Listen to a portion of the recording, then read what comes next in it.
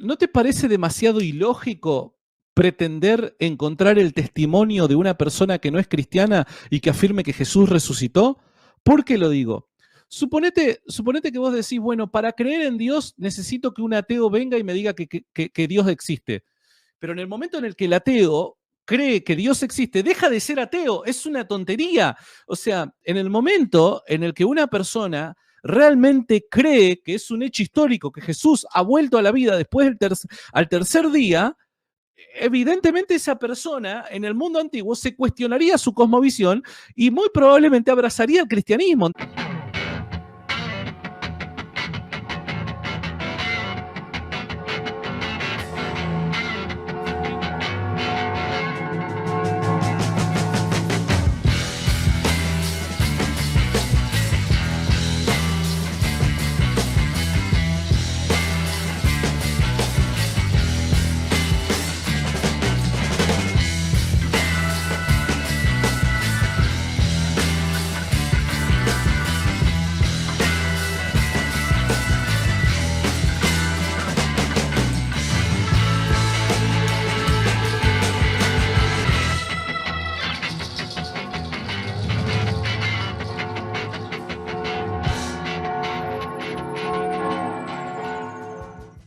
Paz y bien. Un saludo para todos en los corazones de Jesús, José y María. Mi nombre es William Toro, este es su canal Enfoca tu Fe.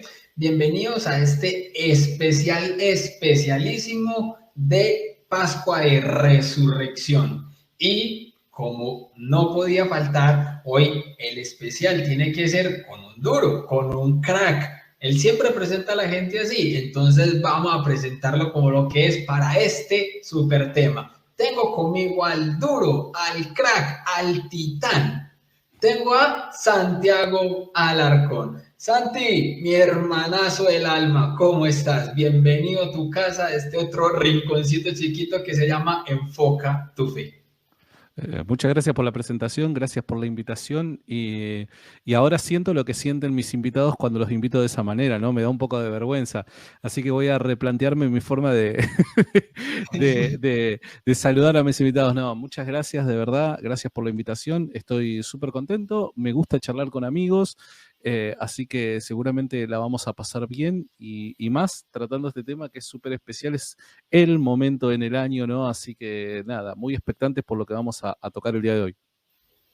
Totalmente, mi hermano, así es. Y para mí, así como vos también en algunas ocasiones ya lo has dicho, para mí también es una bendición contar y tener amigos que saben de lo que hablan y saben el tema que van a abordar. Y por eso yo quería este especial con Santi Alarcón, porque muchos de los que pueden estar viendo en este momento este programa o los que lo vayan a ver más adelante, si somos católicos, muchos llegamos a Rincón Apologético o a Santiago Alarcón y lo conocimos aún siendo evangélico.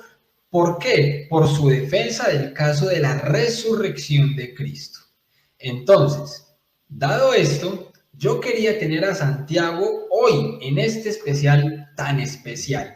¿Por qué? Porque resulta, y vamos a empezar por esto, y ya me dirá Santiago, ¿qué piensa de esta cita bíblica tan particular? Que yo, desde que era ateo, cuando la escuchaba no le veía mucho sentido realmente, pero una vez empezó todo mi proceso de conversión, uno dice, wow, totalmente. Y estoy hablando de 1 Corintios 15, especialmente el versículo 14. Vana es nuestra fe si Jesucristo no resucitó. Incluso es vana también nuestra predicación. Santi, empezando de pronto con esta cita bíblica, ¿qué pensás vos, mi hermano, de estas palabras que salieron de boca y del puño y letra del apóstol San Pablo? Mira, cuando pienso en este pasaje, es imposible olvidar una anécdota que tengo con este pasaje en redes sociales. Cuando comencé en redes, yo particularmente trabajaba en Facebook y recuerdo que en una oportunidad tiro una encuesta, ¿no? Un tipo, no sé, era una pregunta, algo como para interactuar con la gente. Y le digo a la gente, al público, que era cristiano, ¿no? O al menos la mayoría era cristiano. le digo, si se demostrara que Jesús no resucitó a los muertos, ¿no? Si se demostrara, no sé cómo se podría demostrar eso, ¿no? Pero si se demostrara, imaginémoslo, hagamos un esfuerzo e imaginémoslo. Si se demostrara que Jesús no resucitó de los muertos, que al tercer día no pasó nada y que Jesús permaneció muerto, ¿seguiría siendo cristiano? Y para mi sorpresa, tengo que ser honesto, el 70% de las personas me dijo que sí, que seguiría siendo cristiano. Y mucha gente justificaba su postura, ¿no? Por sensaciones, emociones, eh, cosas lindas a las que el cristianismo invita, ¿no? Pero es ahí en donde me di cuenta la importancia de este tema. Primero porque no parece, aunque la resurrección de Jesús sea el centro y el corazón de la fe cristiana, no parece mucha gente estar muy al tanto de este tema ni haber reflexionado lo suficiente sobre este tema en el momento en la historia en el que nos encontramos particularmente, ¿no? Y segundo, porque todo aquello bello, atractivo, lindo de la fe cristiana, solo es verdad y tiene sentido si Jesús resucitó de los muertos. Si Jesús no resucitó de los muertos, hasta Jesús es un falso profeta. Entonces, el tema de la resurrección y particularmente ese pasaje tiene que calar hondo en nuestros corazones y más en el tiempo en el que vivimos donde hay tantas voces, las redes sociales permiten tantas voces, ¿no? El hecho de que se viralicen tantas opiniones y a veces tan injustificadas, ¿no? Entonces es un tema que necesitamos reflexionar porque es el corazón, el núcleo de nuestra fe, es la plataforma que nos permite creer de la forma en la que creemos y nos permite tener paz en cuanto a lo que creemos. Porque Jesús resucitó, el cristianismo es verdad. Totalmente de acuerdo, mi hermano. A eso que acabaste de decir, amén. Como dirían por ahí en algunos grupos, ¿cierto? Entonces, mi hermano, dada esta introducción que me parece que era supremamente adecuada para poner en contexto de qué es lo que vamos a hablar, yo quiero iniciar haciéndote una pregunta que yo creo que se debería pues como en varios puntos y es la siguiente. Hombre, Santiago, yo sé que vos automáticamente no te consideras como un apologista ni cristiano ni católico, o sea, no te consideras apologista, sino un comunicador cristiano. Pero sabemos que obviamente dentro de tu trabajo en redes sociales has tenido una serie de buenos debates defendiendo el caso de la resurrección. Básicamente, eso es un comunicar también ideas apologéticas con otras personas. Entonces, mi pregunta va enmarcada es en que yo sé que has debatido con ateos, con agnósticos, con escépticos, con anticristianos, etcétera, de cualquier sea su denominación, o incluso con deístas. Mi primera pregunta para vos, Santiago, en este marco es, ¿cuál es la diferencia que caracteriza a cada una de esas denominaciones con base en la resurrección? Me hago entender. Todos ellos van a negar que Cristo resucitó, pero cada uno de ellos tiene quizás argumentos o ideas diferentes de cómo decir Él no resucitó. Unos podrán decir que ni siquiera existió, otros podrán decir, no, yo no creo por esta razón, otros por una razón cultural, social. Con los debates que vos has tenido, Santi, ¿qué es lo que vos te has encontrado? ¿Cómo hacemos una diferencia en cuanto a lo que piensan esos grupos y denominaciones de la resurrección de Cristo? ¿Sabés que es algo llamativo eso? Porque no necesariamente determinados grupos de personas, dependiendo de qué es lo que piensan, ¿no? Qué es lo que creen, van a sostener ciertos argumentos. No es que de repente los deístas van a utilizar estos argumentos como pensamos, ¿no? Por causa de que estás hablando con un deísta. Entonces vos decís, bueno, más o menos la conversación va a ir por acá. No necesariamente porque estés hablando con un judío, el judío te va a proponer determinados argumentos, no porque estés hablando con un agnóstico. No, no pasa eso. Lo que sí pasa es que hay algo que parece de alguna manera unir a todas estas cosmovisiones cuando tratas el tema de Jesús. Y es el rechazo irracional a lo que Jesús representa ¿Y por qué digo el rechazo irracional? Porque pese a que muchos usan argumentos, los argumentos que usan muchas veces contradicen su cosmovisión personal. Me explico. Uno de los debates más recordados que tuve fue con un judío llamado Irving Gattel, ¿no? Historiador judío, mexicano. Y en dos debates que tuve, porque tuve varios, en dos debates que tuve, en uno él planteaba una postura agnóstica y en otro él planteaba una postura deísta.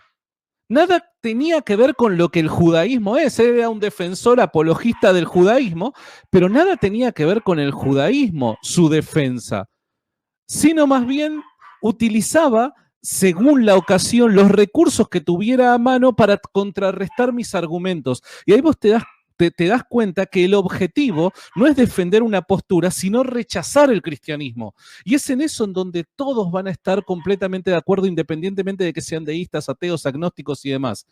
La, la motivación va a ser rechazar a Cristo. No importa si en el intento tengo que asumir ideas ateas, no importa si soy deísta y en el intento tengo que asumir ideas ateas, no importa si siendo ateo en el intento tengo que asumir ideas judías, no importa eso, lo que importa es mostrar que Jesús no resucitó de los muertos.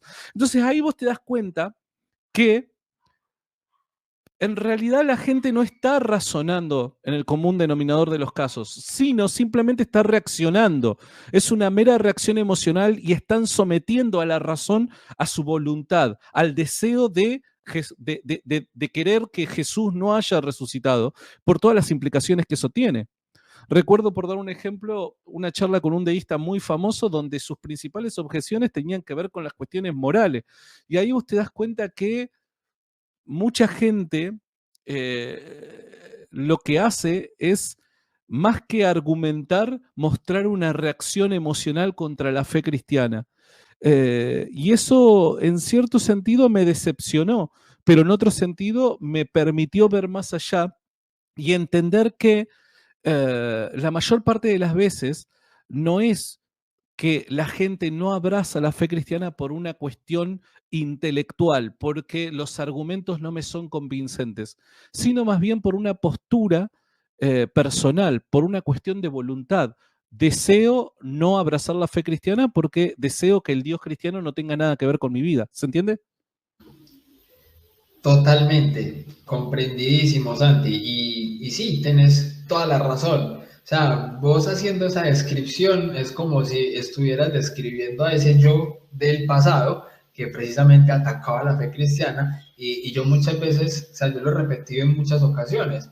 Yo me dediqué durante todo ese tiempo fue a buscar excusas y justificaciones para sostenerme donde estaba, pero no buscaba las respuestas.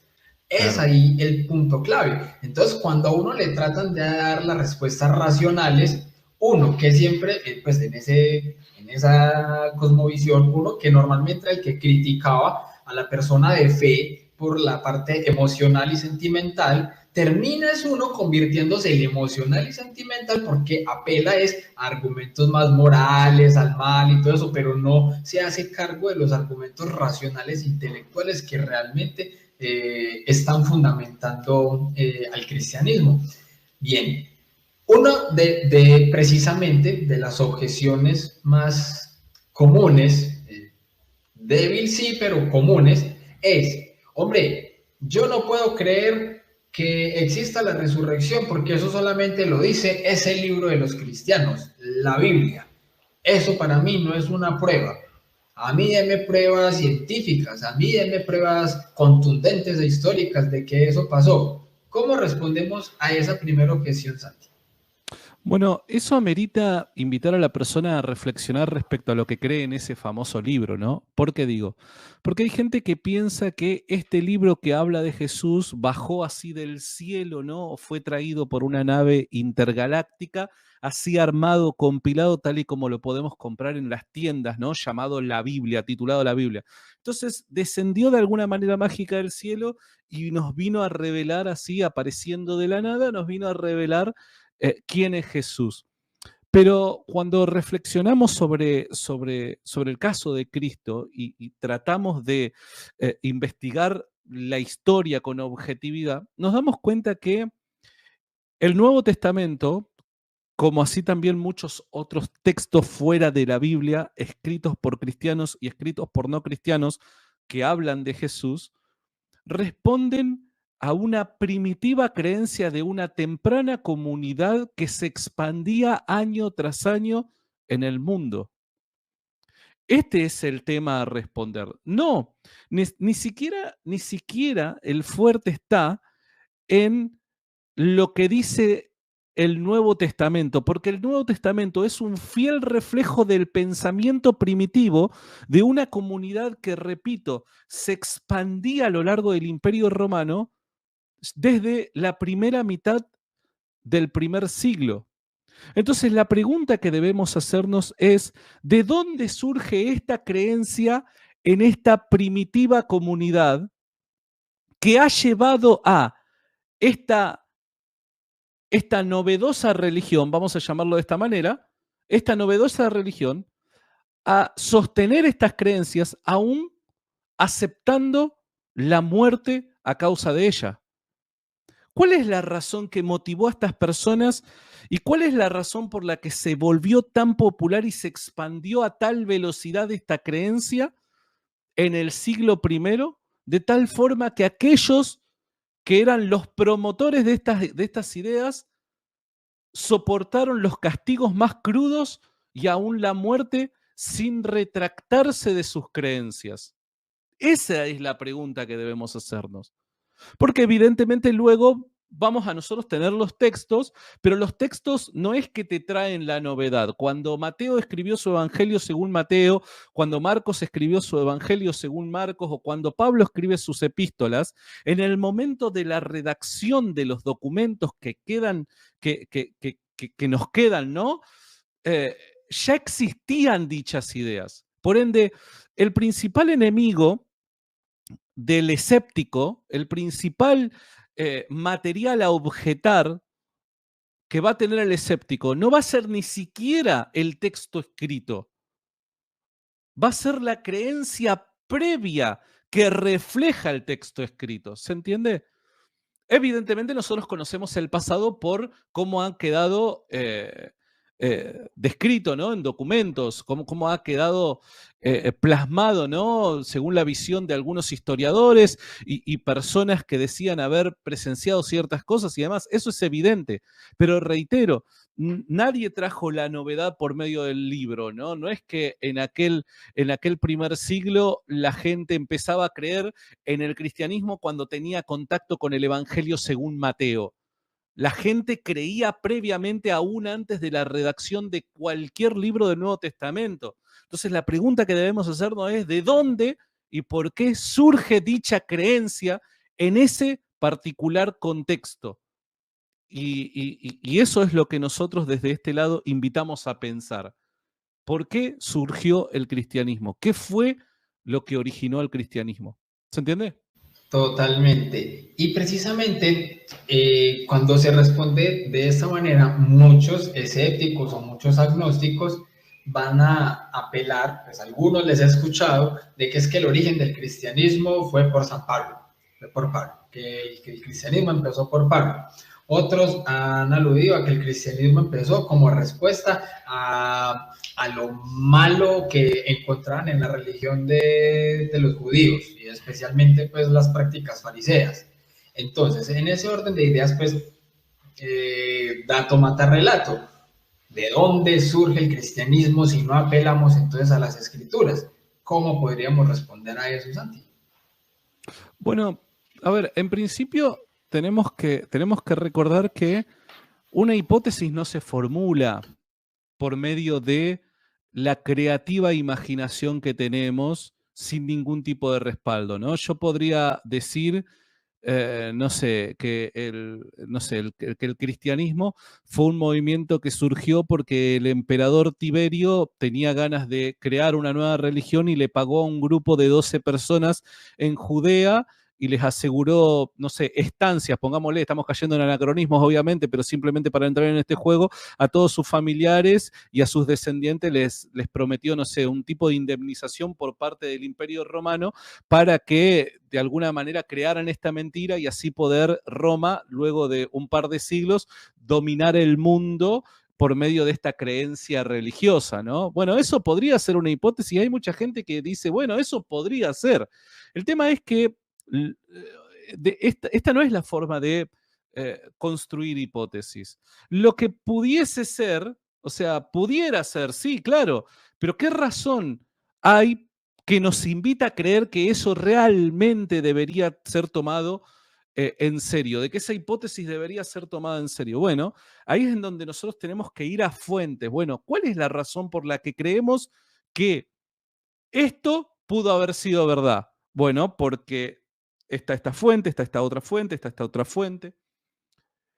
Y es ahí en donde uno tiene que, es mediante ese mecanismo que uno tiene que evaluar el peso que realmente pueden llegar a tener las diversas hipótesis que se vayan formulando. En el caso del cristianismo, obviamente nosotros vamos a apelar a fuentes escritas en principio, aunque no son las únicas, pero en principio vamos a apelar a fuentes escritas. Pero dichas fuentes escritas explican de forma explícita que la idea cristiana ya, ya era muy popular para el momento en el que dicha fuente se redacta. Te doy un ejemplo. Primera de Corintios, que es una epístola escrita por el apóstol Pablo a la comunidad de Corinto, fue escrita aproximadamente en el año 50-51, más o menos, ¿no? No podemos dar certezas, pero aproximadamente más o menos fue en esa fecha que se escribió. El mismísimo apóstol Pablo, en dicha epístola dirigida a una comunidad concreta, confiesa que muchas de las cosas que está exponiendo en dicho documento ya había sido comunicado con anterioridad cuando él tuvo un contacto directo con dicha comunidad, cuando la fundó a la iglesia, o cuando él fue un agente promotor de las ideas cristianas en esa región en el mundo.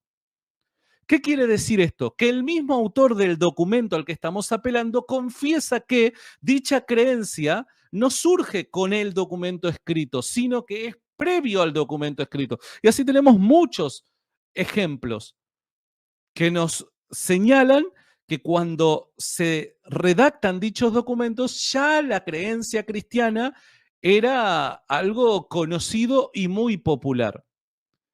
Ahora, la forma de conocer que tenemos la historia, nosotros tenemos diferentes vías, perdón, para conocer la historia, ¿no? Tenemos la vía del documento escrito, tenemos la vía arqueológica, los artefactos que se descubren, ¿no?, de un determinado periodo de la historia, y tenemos los efectos que son causados por diversas causas del pasado, ¿no? Estas tres vías nos van a comunicar el pasado de alguna manera y van a proporcionarnos la información necesaria para nosotros reconstruir parcialmente algunas fotos de momentos en la historia. El cristianismo no solamente es conocido por medio de la vía del documento escrito, histórica, sino también por medio de las otras vías. Tenemos la vía arqueológica, por dar un ejemplo. A finales de la década del primer siglo, ya los cristianos estaban sufriendo en algunas partes del mundo una gran persecución. En dicha persecución, habían paganos que se burlaban de la fe cristiana, o sea, se burlaban de los cristianos por su fe, ¿no? Se ha descubierto un grafito llamado grafito Alexámenos adora a su Dios, que pretende ser, en un recinto que se utilizaba como cárcel, pretende ser un dibujo al estilo bullying del siglo XXI. ¿Viste que el bullying qué es? Es básicamente burlarte de las personas por determinadas características de la persona que pueden incluir las creencias de la persona, ¿no? Entonces, este grafito de Alexámenos adora a su Dios muestra cómo un pagano, y es un dibujo, muestra cómo un pagano se inclina ante su Dios, porque el hecho de que... ¿Tenés el dibujo ahí? Vos lo tenías, ¿cierto? Pará. Esto es un regalo de mi mamá, mirá. Y algunas personas piensan de que este cuadro que me regaló mi mamá es de mal gusto, porque obviamente es una burla al Señor. Pero en términos históricos, esto es un instrumento muy importante. ¿Por qué? Porque de repente yo tengo esto acá, ¿no? Y entra una persona que no es cristiana. Y cuando vos lo ves sin tener la información de qué es, te llama la atención porque decís, ¿qué es eso? Y cuando te preguntan qué es eso, vos tenés la oportunidad de poder presentar las razones de tu fe por medio de la vía arqueológica. Entonces, ¿acá qué es lo que tenemos? Tenemos una réplica, ¿no? de una artista amateur como es mi mamá. Tenemos el grafito Al exámenos adora a su Dios. Y aquí lo tenemos a este muchacho llamado, o que parece de haber sido llamado Al exámenos, ¿no? Que está inclinado delante de un crucificado desnudo con cabeza de asno. El hecho de que esté inclinado quiere decir de que hay un tipo de adoración. Este hombre, llamado el exámenos, de alguna manera reconoce que el crucificado es una divinidad. Llamativamente, la crucifixión también de alguna manera nos describe al crucificado de la forma en la que los textos escritos también nos lo detallan. Un crucificado desnudo, humillado. Y este detalle de la cabeza de asno está fuertemente vinculado con una creencia pagana respecto a los judíos, que decía que los judíos adoraban a un dios con cabeza de asno. Entonces, fíjate, en una sola imagen, no solamente nos expresa una creencia histórica, sino también teológica, porque el pagano, fíjate bien, esto es maravilloso, el pagano interpreta que el Dios crucificado, que el hombre crucificado, que es adorado por los cristianos, es el mismo Dios del Dios de los judíos. Esto es una bomba. Y esto es algo histórico. O sea, en términos históricos, pero esto es algo arqueológico. ¿Se entiende? Es explorar la vía de la arqueología que también nos viene a dar detalles del pasado. Entonces, no solo vamos a tener la vía histórica, la vía del texto escrito, ¿está bien? Los documentos, los manuscritos, no solamente vamos a tener eso, sino también vamos a tener la vía arqueológica. Y vamos a tener también la vía de los efectos. ¿Por qué? Porque en el siglo I, mediados del siglo I, vamos a decirlo así a gran escala, simplemente para que el que está del otro lado, que no es cristiano, pueda ver que intentamos manejar objetividad. A mediados del siglo I... Claro, pero igual si vemos que solamente sea mediados del siglo I, igual es algo muy cercano. Obvio que sí, obvio que sí. Mediados del siglo I surge una nueva comunidad religiosa. Hay una nueva comunidad religiosa que adopta ideas terriblemente novedosas para la época y que evidentemente, filosóficamente, no pueden ser consideradas una copia de creencias previas. Esta comunidad es el cristianismo. La pregunta es, si la iglesia, el cristianismo comienza a existir, este comenzar a existir es un efecto. Tiene que haber una causa que haya impulsado dicho efecto. ¿Cuál es esa causa? Bueno, por medio de los efectos, reitero, podemos conocer algo acerca de las causas. Es ahí en donde, por medio de las creencias primitivas cristianas y fíjate qué interesante, la teología cristiana va a estar íntimamente vinculada con los hechos históricos de una persona histórica llamada Jesús de Nazaret. Por medio de esa vía, los cristianos van a explicar la razón de su existencia. Van a decir, nosotros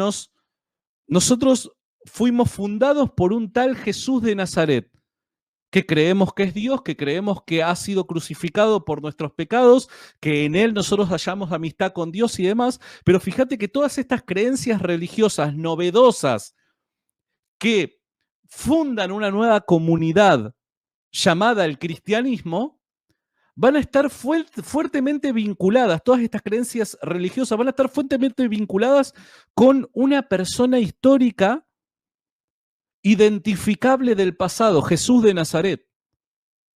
Entonces, estas tres vías nos permiten a nosotros empezar a armar ese rompecabezas del pasado que obviamente validan nuestras creencias en el presente. Totalmente. Y con eso que estabas precisamente diciendo, me da entrada para también preguntarte, porque la objeción ante eso es, listo, bueno, digamos que hay razones históricas para ver este hecho, pero incluso en muchos de los debates que conocemos y el que no los conozca es como mismo Santiago dice, ha vivido dentro de un termo, el que no conozca estos debates, hay muchos de ellos que siempre aludían a que la resurrección es simplemente una copia de otras culturas que ya habían tenido que sus dioses hayan resucitado. Pídales la fuente. ¿Cómo es esto, Santi? Contanos un poco de cuando te han precisamente abordado con estas objeciones, ¿cuáles son los otros supuestos resurrectos que han existido? ¿En qué se basan ellos para decir eso y qué es lo supuestamente tan igual que tiene con la resurrección de Cristo? Bueno, cuando te plantean esta objeción es ahí donde vos confirmás lo que al principio decía, ¿no?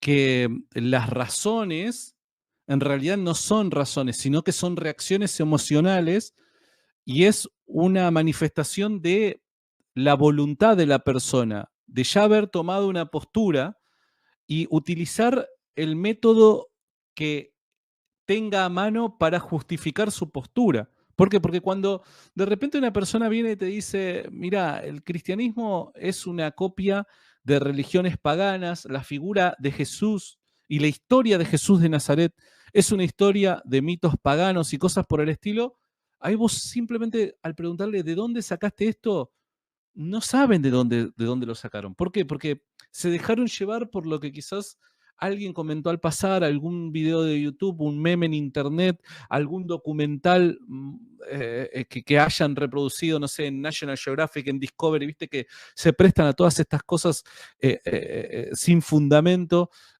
Cuando le preguntás, bueno, pero decime de dónde lo sacas, o sea, ¿de dónde lo sacas? Un día estuve en un debate con un muchacho y en un momento del debate usa la famosa carta, porque vos sabés que en algún momento el momento Constantino y el momento Horus van a venir, o sea, vos fija que en algún momento van a venir, ¿viste? Y en un momento me dice, no, porque Jesús es una copia de Mitra, de Horus, de dioses paganos. Le digo, bien, o sea, ¿dónde dice, dónde dice que, por dar un ejemplo, Horus, ¿no? Un dios egipcio, Horus eh, vivió cosas similares a Jesús de Nazaret? ¿Dónde lo dice? ¿Dónde lo dice? Y me dice, en el libro de los muertos, ¿no? Encontré uno que por lo menos me derivó a alguna fuente, digo, buenísimo. Llamativamente yo tengo un libro de los muertos acá atrás, libro de los muertos, y lo saco y le digo, señálame dónde, porque lo quiero leer, yo no tuve contacto con ese texto. Y en ese momento empezó el momento malabares, ¿no? El no tengo la cita ahora.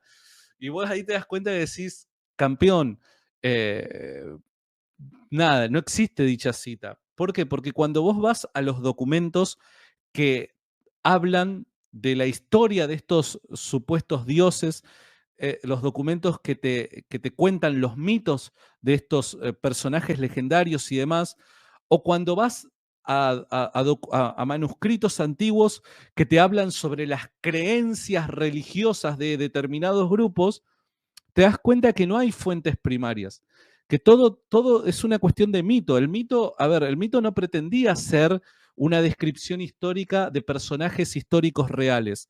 El mito es una construcción artificial que responde a una creencia que ya está en boga en una determinada comunidad. El mito pretende de alguna manera explicar el por qué se cree lo que se cree, aunque la gente de la comunidad sabe y es consciente que el mito no pretende ser una explicación histórica, rigurosamente hablando. Entonces, los antiguos pretendían de alguna manera explicar por qué es que llueve en determinadas temporadas, por qué es que los agricultores utilizan determinados momentos en el año para plantar, para cosechar y demás, y apelan, ¿no? Para explicar los fenómenos del clima, apelan a estos mitos, ¿no? Bueno, es un dios y hay una historia de un dios detrás de todo esto, ¿no? Que ocurre la misma historia cada año y cosas por el estilo. Pero el mito no tiene la intención de ser información o de ocupar el lugar de la información histórica, para nada. Entonces, cuando la gente sale con estas objeciones, ahí vos te das cuenta lo poco que seriamente ha tratado el tema y que mismo así se ha tomado una decisión, ha tomado una postura. Y ahí vos te das cuenta, ¿no? De que es más que nada una reacción emocional más que otra cosa. Es como un conformismo. Es como, uy, encontré algo que me da la seguridad de que ahí no está. Punto, ya, me quedo con eso. ¿Lo ves? Acá está. El libro de los muertos. Y te querés matar. Cuando me decía el libro de los muertos, te lo muestro acá, decime dónde. Y te querés morir. Y hasta el día de hoy estoy esperando la cita. Totalmente. Bueno, Santi, el tema de los criterios historiográficos para uno poder saber que lo que estamos leyendo en el Evangelio es algo fidedigno. Entre ellos, ¿cuáles son los criterios historiográficos más importantes que nosotros podemos ver que cumplen las Sagradas Escrituras con relación a incluso otros textos que normalmente escépticos, ateos, agnósticos, etcétera, aceptan que han sido hechos históricos y que tienen incluso menos historicidad que los mismos textos del Evangelio? Bueno, cuando hablas de criterios hay que señalar varias cosas antes, ¿no?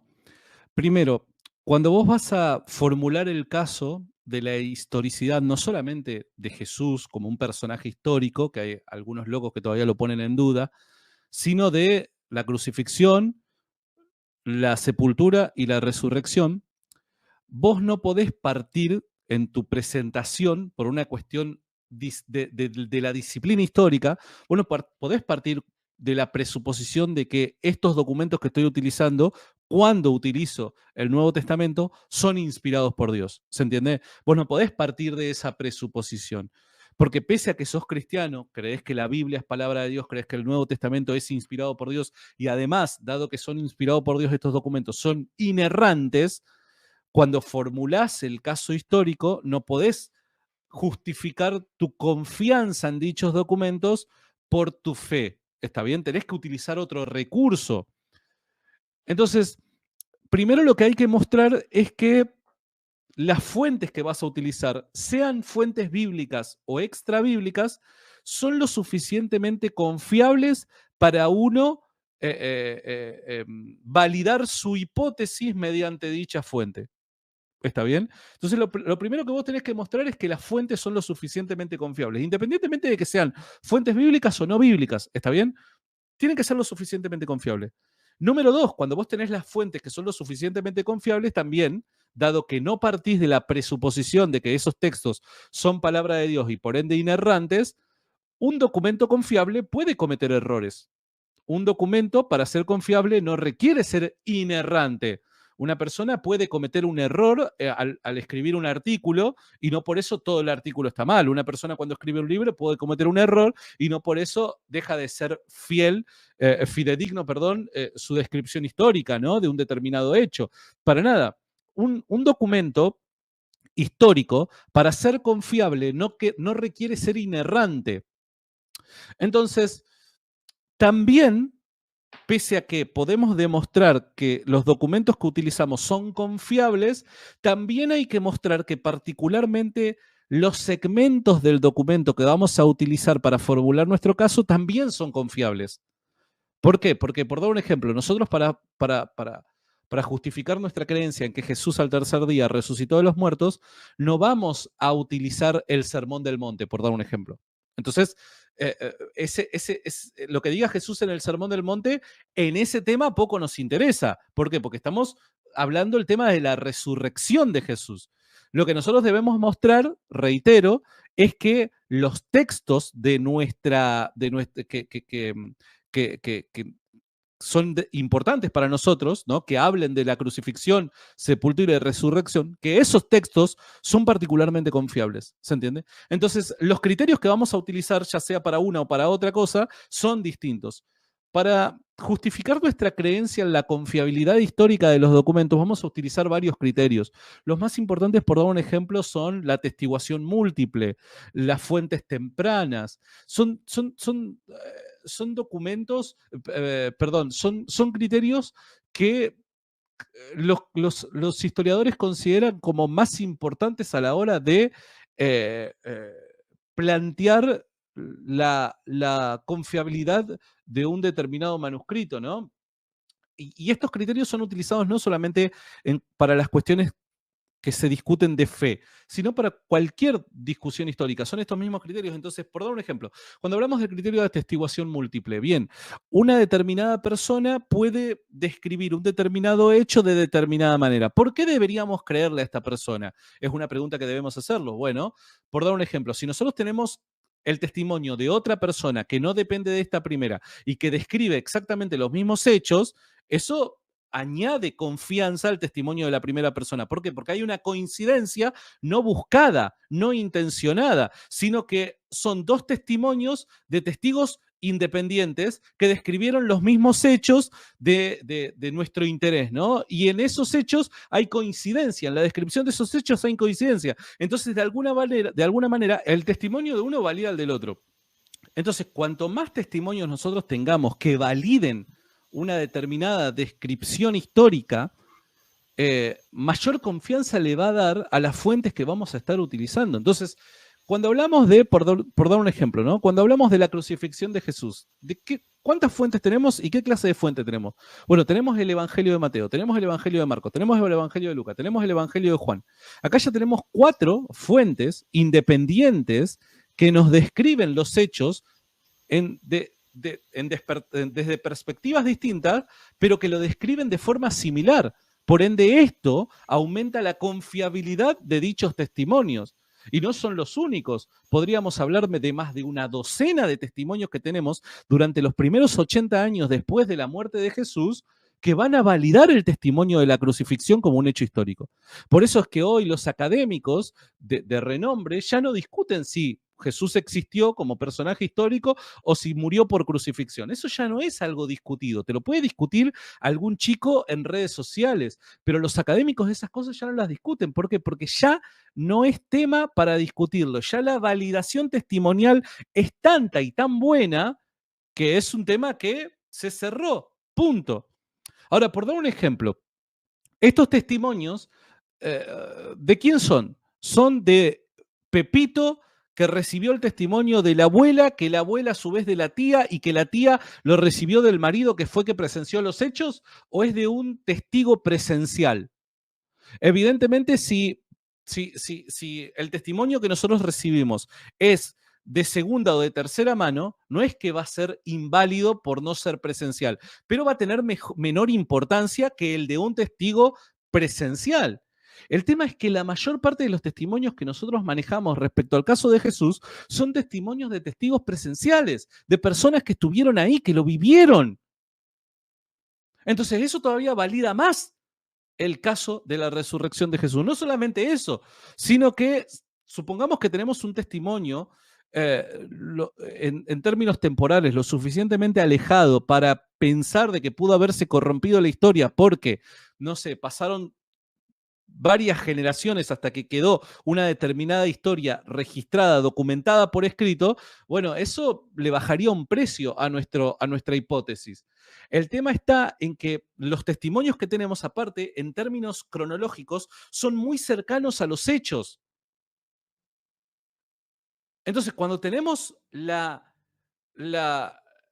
esta clase de testimonios y los juntamos, tenemos un caso acumulativo de evidencia. No es simplemente una línea de evidencia, es un caso acumulativo de evidencia que lo vuelve realmente fuerte. ¿Se entiende? Entonces, eso en principio. Después vamos a validar el tema de los segmentos que nos hablan de la resurrección de Jesús, de la crucifixión y demás, porque hay ciertos criterios internos del documento que nos permiten a nosotros identificar si un autor pudo haber estado exagerando, si se pudo haber inventado particularmente esta historia, o si busca obviar algo que no le favorece y cosas por el estilo.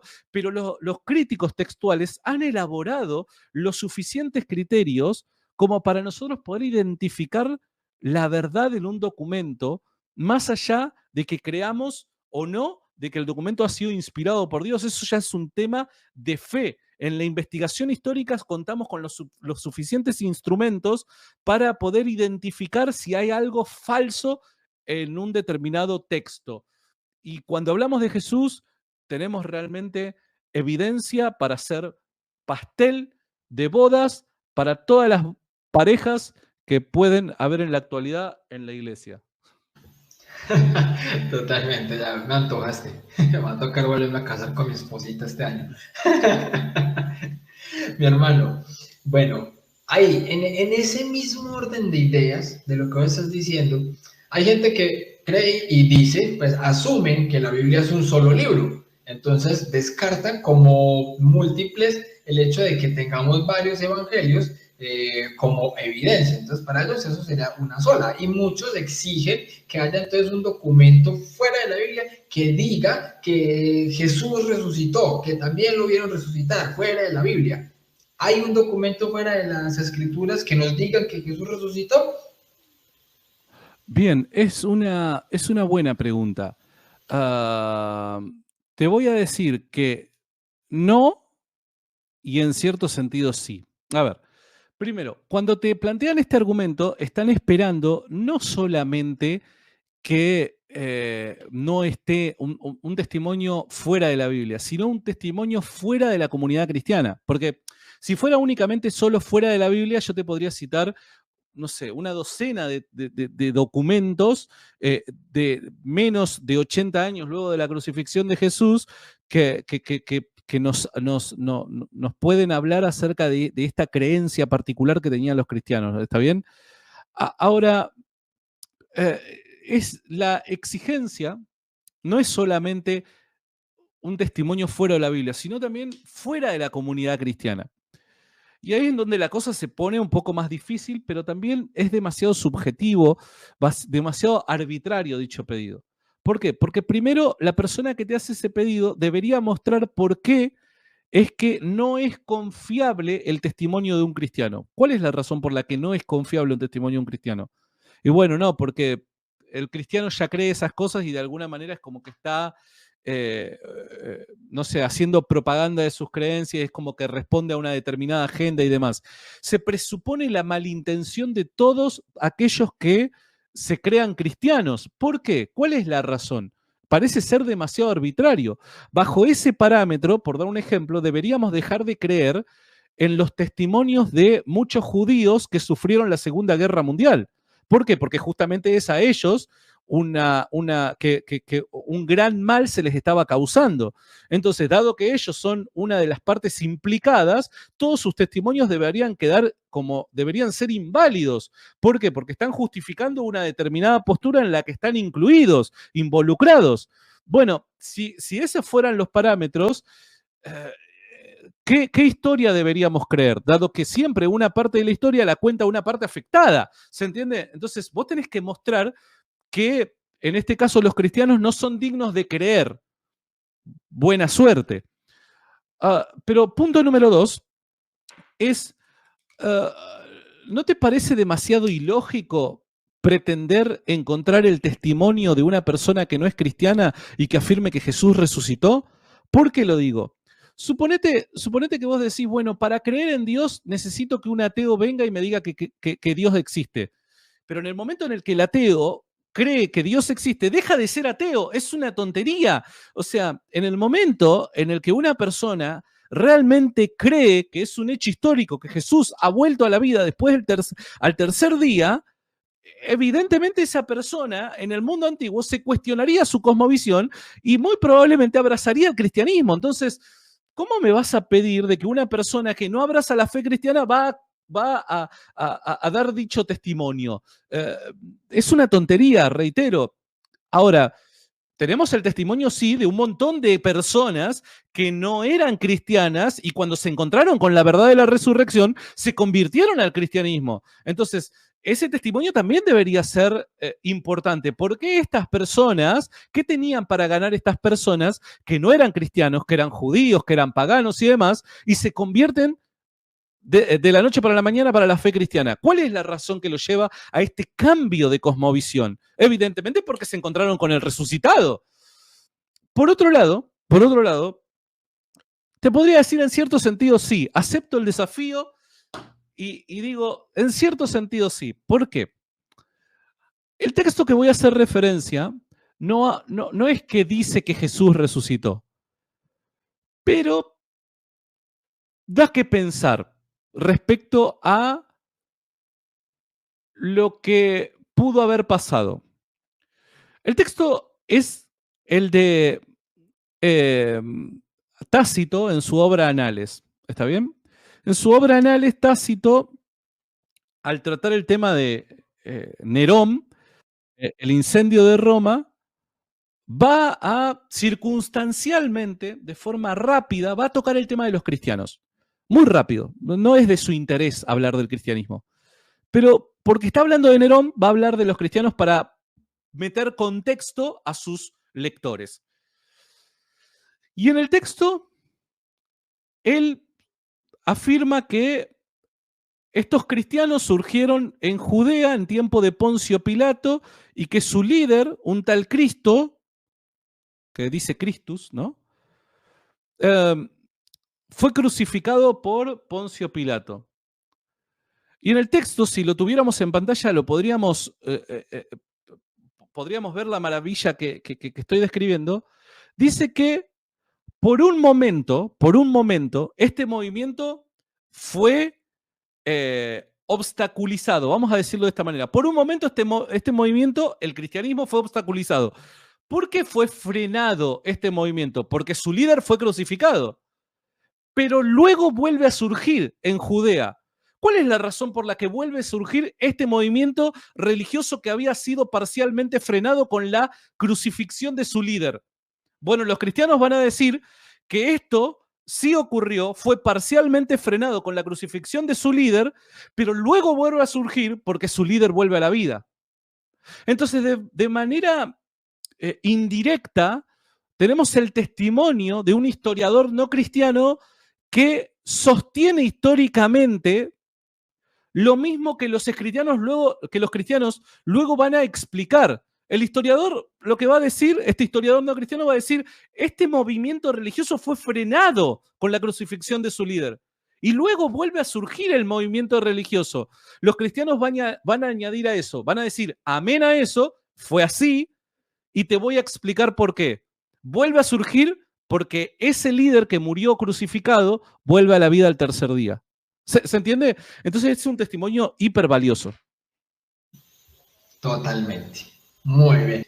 Bien, Santi, entonces llegados a este punto, antes de meternos como a los argumentos principales sobre la resurrección, que obviamente todo esto es el contexto para nosotros los cristianos, saber por dónde es que nosotros debemos meternos en el momento que podamos tener un diálogo barra debate con personas que obviamente rechazan el cristianismo y más específicamente por el hecho fundamental para nosotros que es la resurrección.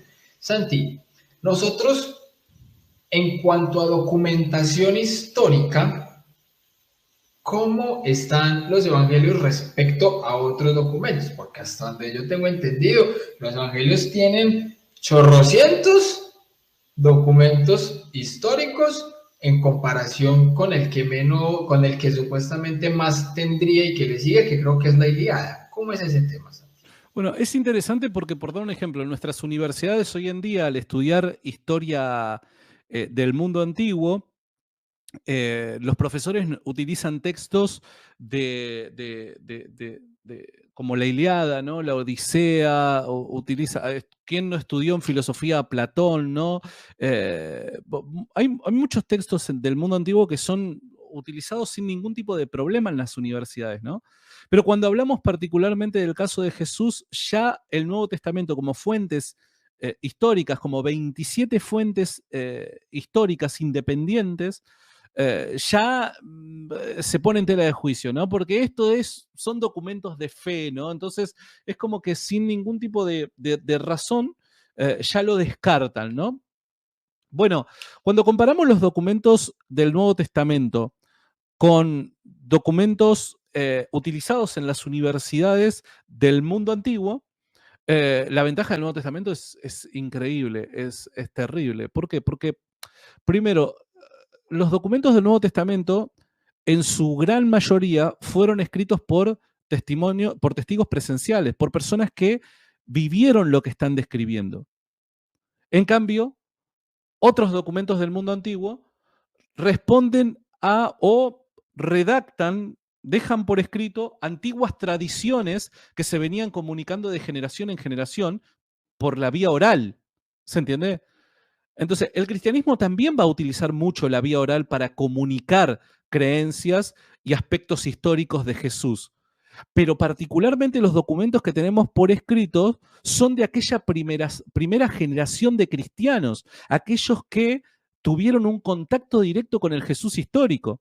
Entonces, a diferencia de los documentos, de otros documentos del mundo antiguo, en esto el cristianismo es ampliamente superior. ¿Por qué? Porque no simplemente escribe lo que generaciones pasadas venían diciendo de determinados héroes del pasado, sino que son personas que están contando sus experiencias personales con el personaje histórico de Jesús.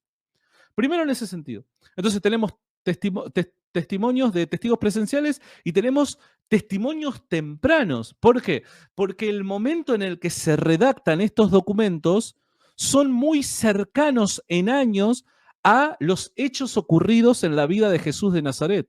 No así con otros documentos del mundo antiguo, por dar un ejemplo, la Ilíada, la Odisea, ¿no? Que si yo no me equivoco y si mi memoria no falla, se escribe eh, eh, cerca de... acá voy a cometer un error, prefiero no decir nada, porque acá voy a cometer un error, no recuerdo bien la fecha. Lo que sí recuerdo la fecha es también en los manuscritos que tenemos en la actualidad. Obviamente nosotros no contamos con los manuscritos originales del mundo antiguo. ¿Por qué? Porque estamos a más de 2000 años de los hechos sucedidos y si los documentos originales fueron escritos en papiro, el papiro por lo general, dependiendo de las circunstancias y del uso del material, no duraban más de 100 años. Por ende, los antiguos lo que hacían eran eh, reproducir, multiplicar aquellos documentos que eran realmente muy importantes para una determinada comunidad. Por lo general eran documentos religiosos, ¿no? Entonces, los cristianos lo que van a hacer va a ser empezar a reproducir, a multiplicar estos documentos que fueron escritos por principalmente los apóstoles. Y son esos los documentos, las copias de los documentos originales, aquellos que en la actualidad nosotros vamos a poseer. Copias a partir del siglo II tenemos en la actualidad, que han sido descubiertos por el trabajo arqueológico de muchas personas. Entonces, hasta en estos términos también el cristianismo supera ampliamente a cualquier competidor del mundo antiguo, dado que, por dar un ejemplo, y ahora sí recuerdo la fecha, el manuscrito más antiguo que tenemos de la Odisea y la Ilíada de Homero eh, está separado en años del original 500 años y es uno de los más cercanos en términos temporales que tenemos. En cambio, el Nuevo Testamento, algunos de sus documentos tan solo están separados por 25 años. Tenemos el ejemplo de Juan, del Evangelio según Juan. Pese a que no tenemos el Evangelio completo, o no tenemos una copia completa del Evangelio de Juan en esta época, sí tenemos un fragmento que está datado del año 125 aproximadamente. El Evangelio de Juan probablemente se ha escrito en la década del 90 del primer siglo, o sea que estamos hablando más o menos de entre 25 y 35 años después de haberse escrito el original. Esto es realmente muy temprano. Hasta, podríamos decir, este documento quizás pudo haber tenido un contacto directo con el documento original escrito por la mano del apóstol Juan. Entonces, las fuentes que nosotros tenemos para elaborar el caso de la resurrección son superiores ampliamente en cantidad y en calidad. Porque cuando hablamos de la cantidad de manuscritos que tenemos del Nuevo Testamento, estamos hablando de casi 30.000 manuscritos del Nuevo Testamento. Recordemos que estos manuscritos tienen que ser necesariamente antes de la invención de la imprenta. Casi 30.000 manuscritos del Nuevo Testamento tenemos. ¿Y por qué es tan importante tener tal cantidad de manuscritos del Nuevo Testamento? Porque también esto nos permite a nosotros reconstruir el texto original con la menor cantidad de fallas posibles. Cuanto más documentos tengamos reproducidos, ¿no? Cuanto más copias de un documento nosotros tengamos, más fino puede llegar a ser el trabajo de comparación entre documentos y así nosotros poder, con alto grado de certeza, afirmar esto fue lo que escribió originalmente Juan. ¿Por qué? Porque obviamente los que reproducían dichos documentos eran seres humanos que podían cometer errores. Los copistas cometían errores por cansancio, por distracción, por no entender la letra quizás, porque recordemos de que los manuscritos se copiaban de una lengua a otra y demás, entonces podían cometer errores humanos. Esos errores humanos quedaban plasmados en los documentos que reproducían. Entonces, para evitar estos errores en la actualidad, hoy tenemos un montón, casi 30.000 copias para nosotros comparar unos documentos con otros y poder reconstruir ese documento original que fue escrito por mano de los apóstoles que fueron testigos presenciales de la vida de Jesús de Nazaret. Totalmente. Y esos más de casi 30.000 contra 600 y punta del que le sigue. Entonces, sí. Totalmente. Bueno, Santi, mi hermano, ahora sí, ya teniendo todo este marco y todo este contexto, que obviamente es lo que nos sirve para poder entender bien esos argumentos, que no es tirar los argumentos por tirarlos o que muchos puedan decir, no, eso simplemente son afirmaciones gratuitas de los argumentos. No, acabamos de dar ya precisamente un contexto argumentativo entre lo que son los criterios historiográficos, cómo se reconstruye la historia, por qué creemos lo que creemos, por qué son fidedignos los evangelios, el Nuevo Testamento, todo esto para poder entrar a lo que obviamente sería, Santi, ¿cuáles son entonces los principales argumentos que nosotros como cristianos tenemos para defender el caso de la resurrección de Cristo? Bueno, podríamos elaborar varios argumentos, ¿no? Pero uno de los que más me gusta es el siguiente. Lo podemos plantear de la siguiente manera. Tracemos una línea imaginaria en nuestras mentes, una línea cronológica, ¿no? Con un punto A, un punto B y un punto C. El punto A representa el ministerio público de Jesús, ¿no? La vida de Jesús de Nazaret. El punto B, posterior a la, temporalmente hablando, representa la muerte por crucifixión de Jesús. Y el punto C, posterior al B, en tiempo, ¿no? Representa la aparición post-mortem de Jesús. Si nosotros somos capaces de presentar suficientes fuentes, lo suficientemente confiables, para sostener que estos 3 puntos en la historia ocurrieron, tenemos el caso de la resurrección de Jesús formulado. Ahora, hay buenas razones para creer de que estos 3 puntos particularmente ocurrieron. Acá, ojo, acá no vamos a discutir si Jesús expulsó demonios del Gadareno. Acá no vamos a discutir si Jesús multiplicó los panes. Acá no vamos a discutir si Jesús caminó sobre las aguas. Acá lo que estamos discutiendo es si tenemos suficientes fuentes para confiar que Jesús fue un personaje histórico, que tuvo un ministerio público, que muere por crucifixión y que aparece nuevamente con vida luego de su evidente muerte. Si tenemos los suficientes documentos históricos, fuentes, citas, razones para sostener estos 3 puntos en la historia, Jesús resucitó de los muertos y por ende el cristianismo es verdad. Y evidentemente los tenemos.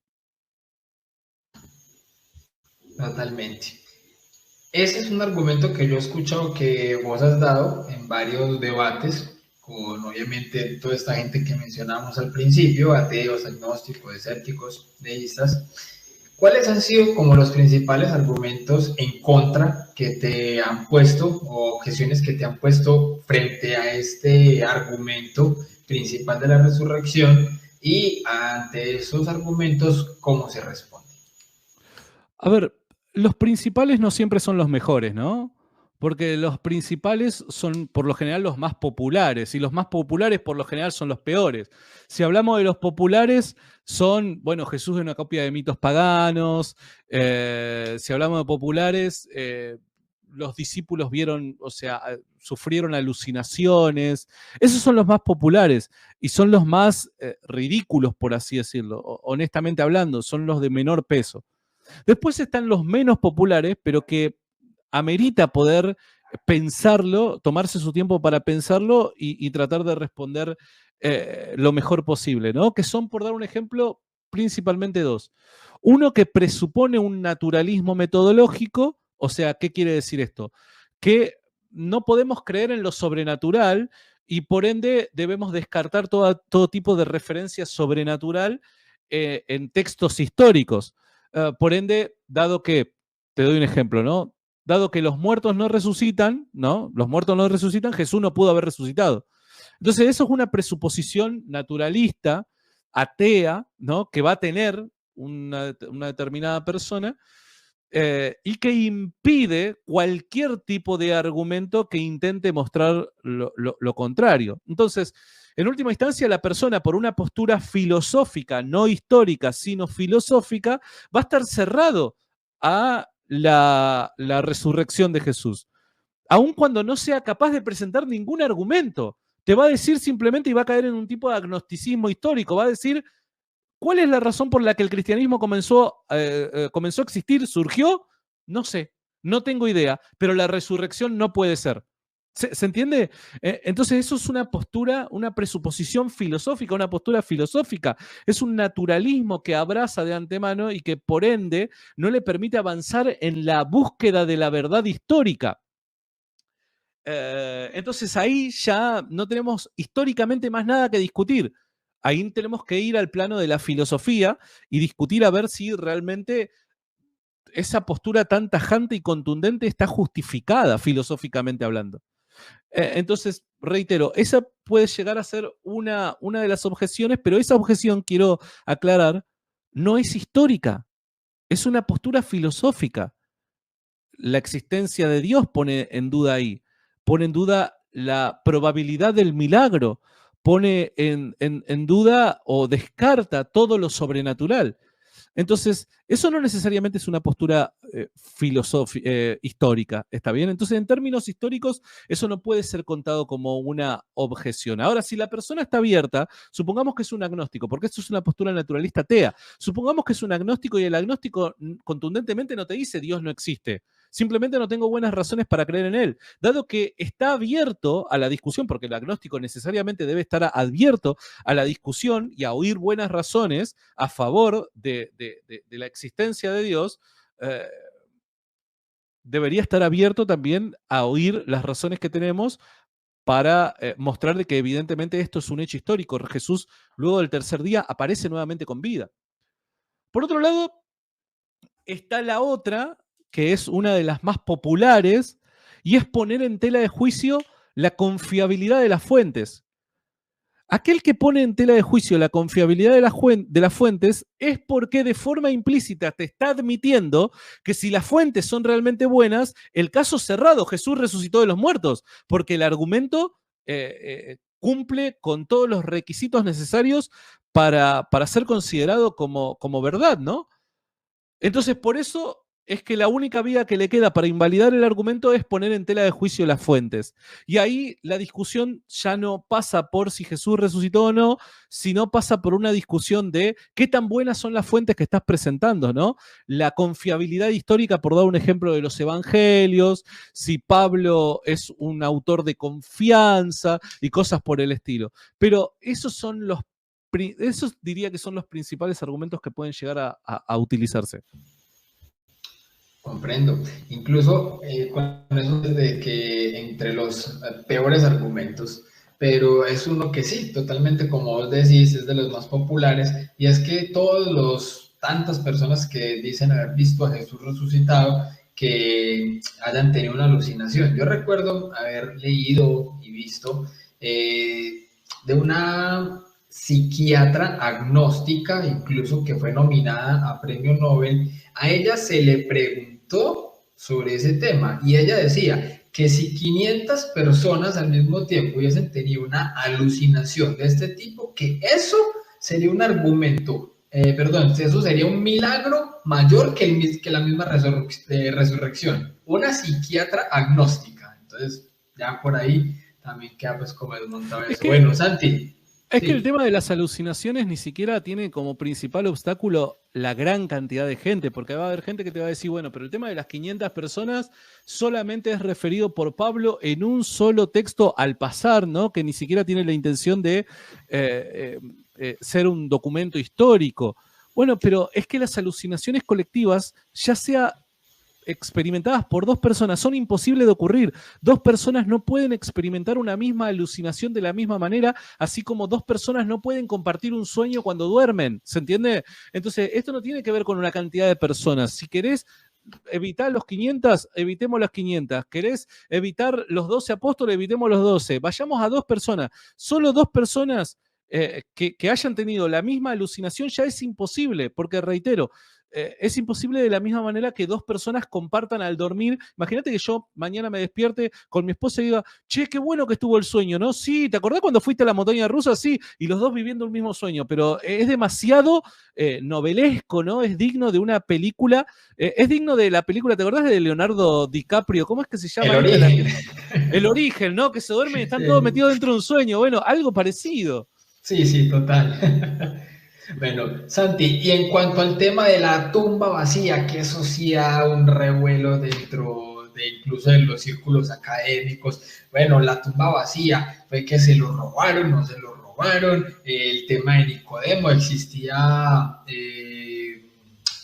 ¿cómo es? José Arimatea. José Arimatea, ¿existía, no existía? ¿Cómo fue el tema? La tumba vacía. Bueno, a ver, hay varios temas. En el tema de la tumba vacía hay un montón de cosas para decir, ¿no? Primero, recordemos una cosa, recordemos que el primer sermón del apóstol Pedro fue 50 días luego de la muerte de Jesús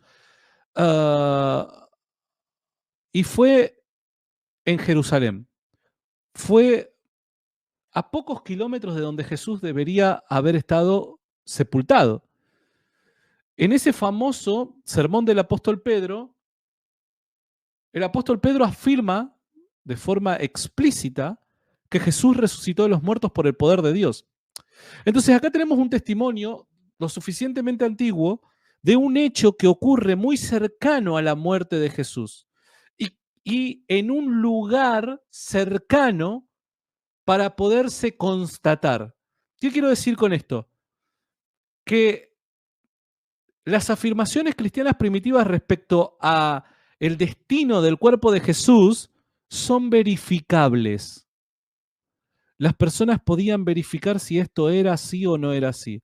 Entonces, suponete de que de repente a vos te digan, no sé, una persona que falleció, suponete que yo morí y vos pasado mañana ven y te dicen, no, Santiago volvió a la vida. Bueno, lo primero que harías es ir a ver dónde está el cuerpo, o sea, ¿dónde está el cuerpo? Para que la fantasía, vamos a decirlo de esta manera, para que la fantasía tenga éxito, tiene que al menos un cuerpo desaparecer, no debe estar más el cuerpo. Ahora, el problema es que, número uno, estamos hablando de tan solo 50 días después de todo lo sucedido a Jesús. En términos temporales es muy corto tiempo. Número 2, ese primer sermón de Pedro fue en un lugar cercano a donde todos sabían de que el Nazareno estaba sepultado. Por ende, estas cosas invitan a la verificación. Cualquier persona en aquel entonces que hubiese querido demostrar que el cristianismo era mentira, hubiera podido traer el cuerpo, aunque ya obviamente hubiera estado descompuesto, traer el cuerpo sacado de la tumba donde fue depositado. ¿Había personas en aquel entonces que querían que el cristianismo no fuera verdad? Claro que sí. Los más poderosos de Jerusalén estaban deseosos de mostrarle al pueblo que Jesús no había resucitado. Porque de hecho, los documentos históricos más antiguos que tenemos dicen de que los líderes del pueblo de Israel tenían envidia del movimiento cristiano naciente. ¿Por qué? Porque estaban captando la atención del pueblo que supuestamente ellos debían liderar. Entonces, evidentemente habían personas en aquel entonces que deseaban, y si hubieran tenido la oportunidad de demostrarle al pueblo que Jesús no había resucitado, sino que era una burda fantasía de un grupo de locos que estaban destruidos emocionalmente por haber abandonado a su maestro, lo hubieran podido hacer. Ahora la pregunta es, ¿por qué no lo hicieron? ¿Por qué particularmente la iglesia nace en el momento y lugar menos apropiado para una mentira, para que una mentira sea exitosa? Si vos vas a mentir, de alguna manera, bueno, el tema de las alucinaciones ya lo hemos discutido, ¿no? No hace falta, ya queda descartado, porque una alucinación no puede ser experimentada por más que la persona que la experimenta, no puede ser compartida una experiencia de ese tipo. Entonces las alucinaciones quedan descartadas. Por otro lado, la mentira queda, el complot, la conspiración. Ahora, vos no vas a mentir o llevar a cabo un complot de esta envergadura en el único momento y lugar donde podés ser desmentido. Lo vas a hacer donde no seas descubierto y de una forma en la que no pueda ser descubierto. El problema es que la iglesia primitiva nace en el único momento y lugar donde su mentira podría haber quedado al descubierto. ¿Por qué no quedó al descubierto? Esta es la gran pregunta que debemos hacernos. ¿Por qué no quedó al descubierto? Y Aparte, con tantos enemigos alrededor.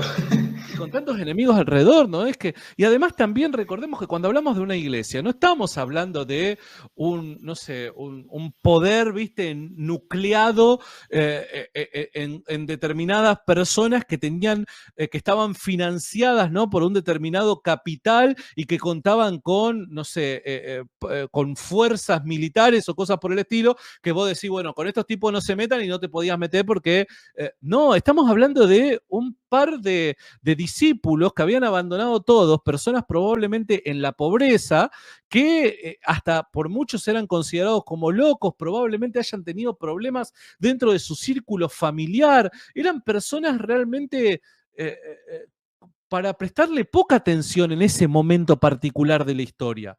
No había un respaldo político, militar, económico detrás de sus hombros que financiaban esta conspiración de tal forma que toda la gente les crea y no puedan ser descubiertas sus mentiras, ¿no? Para nada, no había tal financiamiento, ¿no? No puede ser eso pensado de ninguna manera.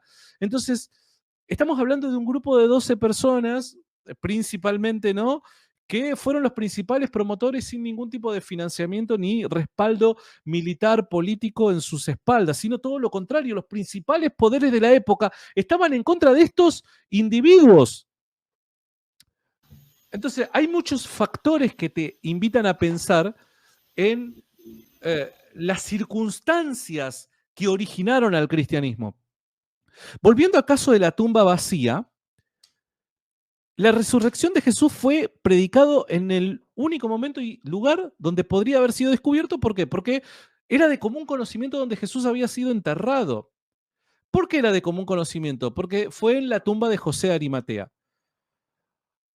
Hay dos vías. ¿José de Arimatea existió? ¿José de Arimatea no existió? Si José de Arimatea existió realmente, evidentemente el lugar donde había sido destinado el cuerpo de Jesús tendría que ser verificable y constatable para toda persona de aquel entonces, dado que podrían preguntar, che, Jesús, ¿dónde fue en la tumba de José de Arimatea? ¿Cuál es la tumba de José de Arimatea? Es esa. Bien, listo, fantástico.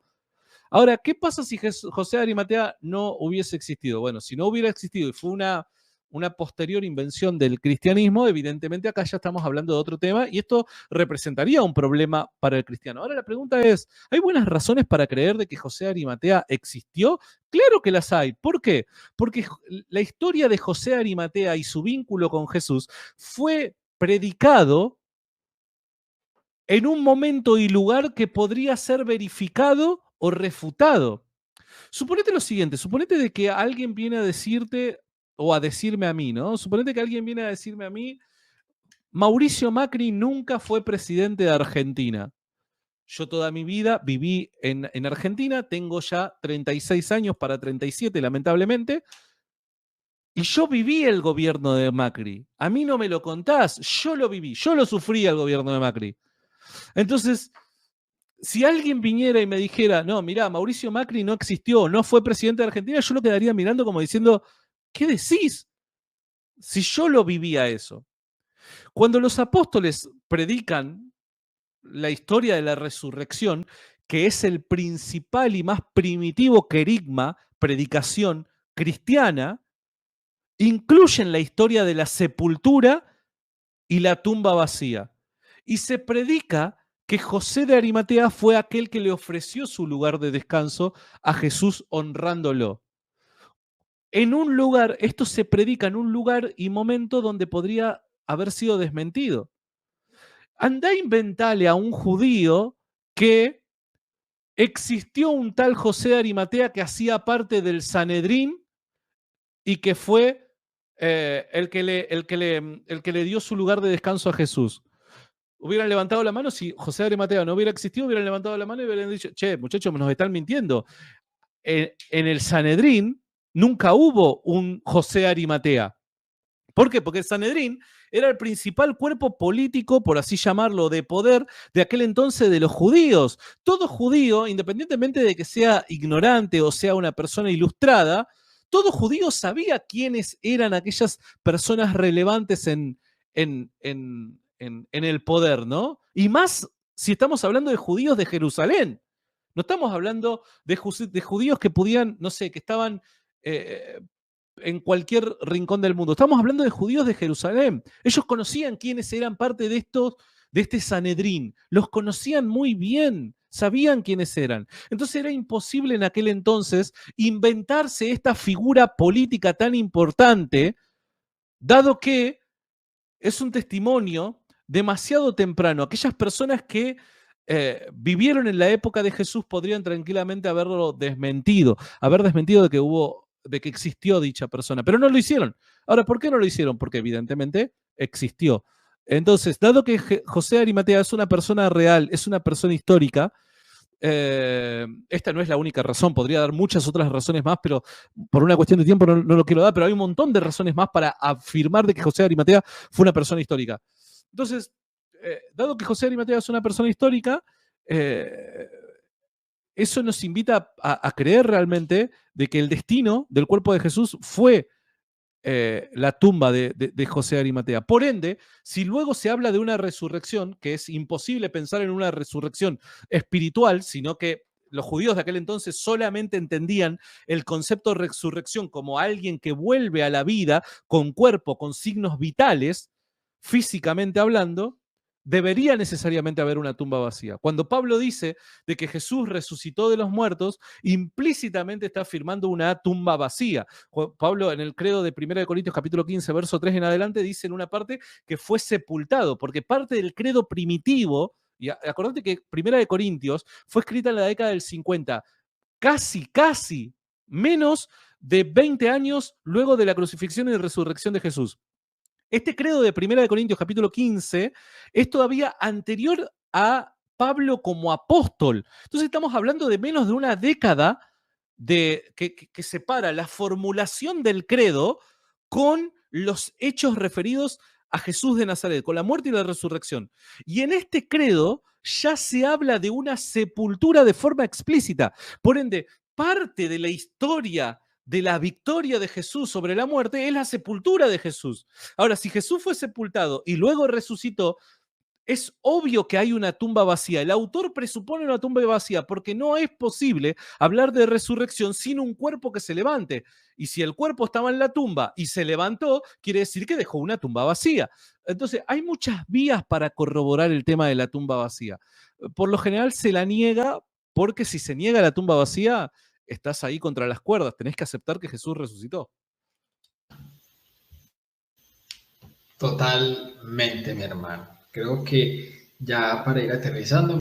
Santi, dado el tema que en reiteradas ocasiones obviamente has expuesto sobre incluso pues, la cuestión de los milagros, que siempre se dan en un contexto religioso, ¿cierto? El argumento este que habías dicho que originalmente era de William Lane Craig, ¿cierto? Si podemos abogar este argumento para los milagros eucarísticos, ¿qué piensas de este argumento con base en la sábana santa?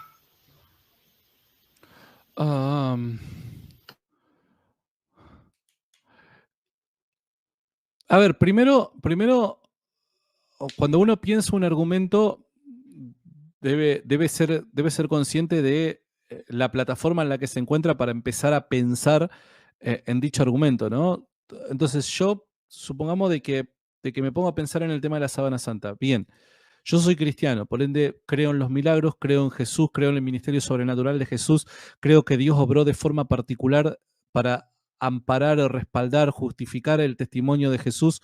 Creo que Jesús resucitó de los muertos, creo que Jesús no resucita de la misma forma que murió, con el mismo cuerpo que murió, no hablando de otro cuerpo, sino con las mismas características en su cuerpo, sino que creo en un cuerpo glorificado, que obviamente tiene otras características que el cuerpo con el que ha muerto.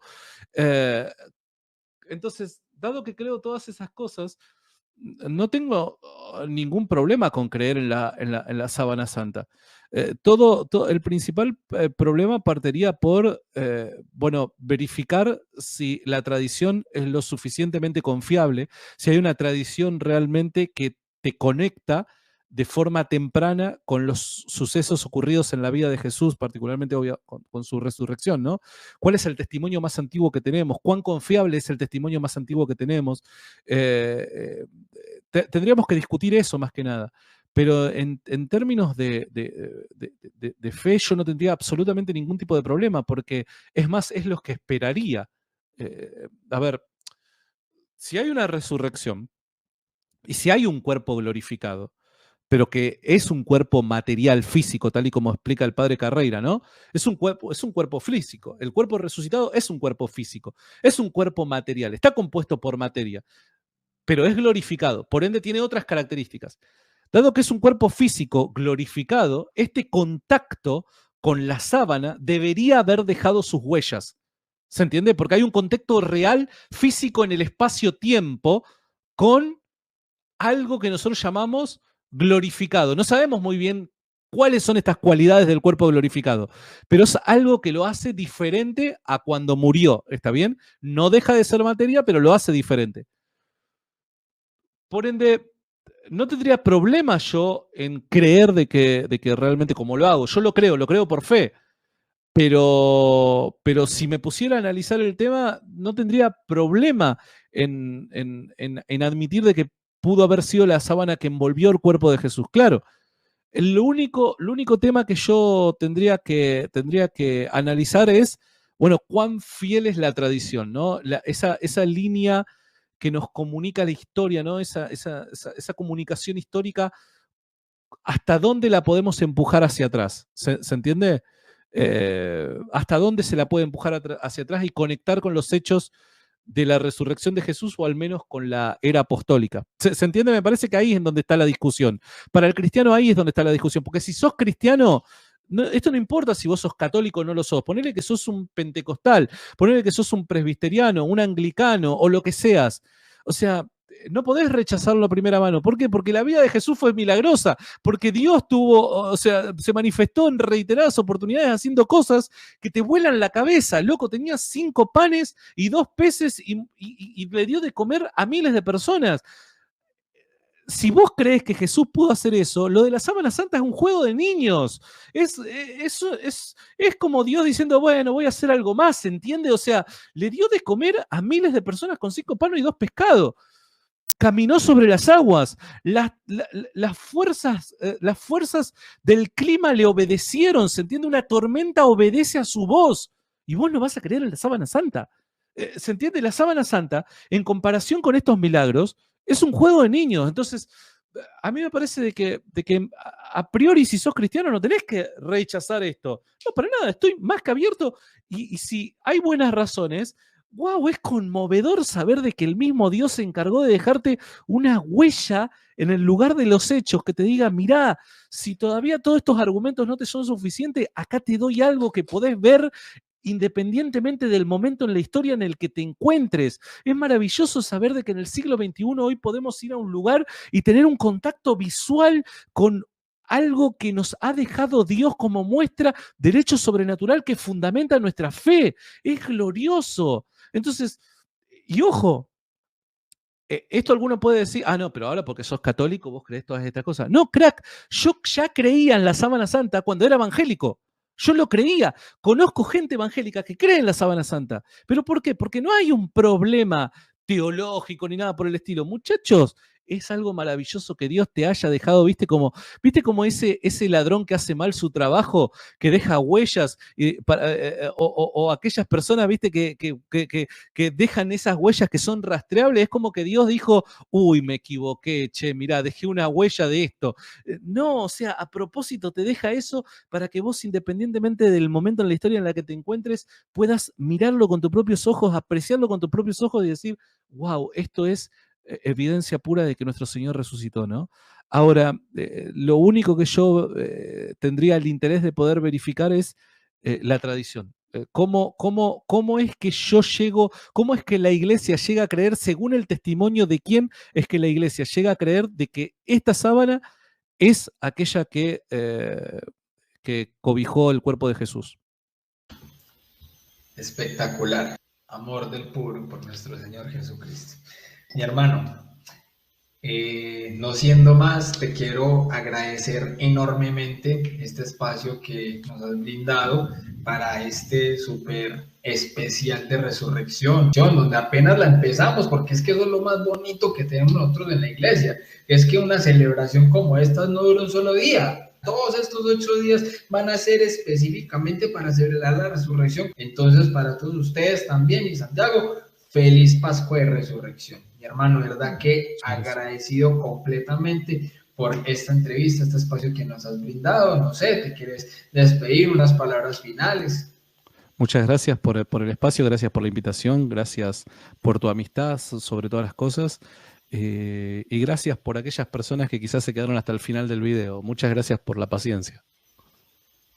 Bueno, definitivamente esto también es amor del puro, el que sea que vamos a poner.